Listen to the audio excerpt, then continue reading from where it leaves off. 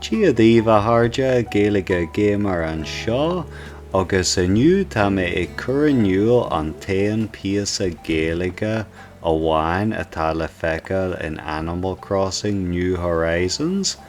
agus is é sin ná an fógra dorais atá agam aniu le fáilte scríofa air, agus deoch glas bra atá agam an seo don lá atá aniu an, lá le Pádraig. Agus inis cuirí mé inúil go gasta an dóigh chun an fógra dorais as Gaeilge le fáil sa cluiche, agus caithfidh tú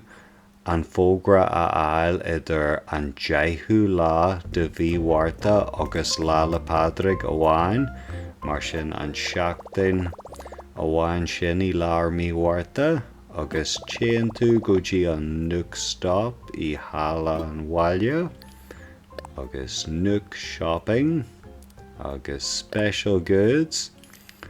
agus seasonal tá 3 rud le fáil son Shamrock Day, mar dugtar sa cluiche seo, an Shamrock soda,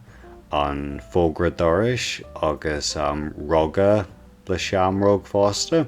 agus mar bhfuil sé an aniu mar tá agam an seo, caithfidh tú teachtar ais an mara nó an lá is sé sin, agus tá ceann amháin le fáil achan lá, agus mar sin mar bhfuil sé an aniu mar tá agam an seo níl an ach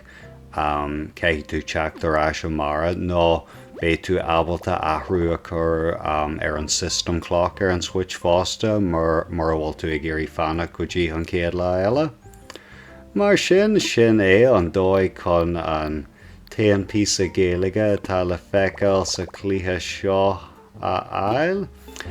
Mar sin láhéile Pádraig chuna díobh a háirde go dtí an céad eile.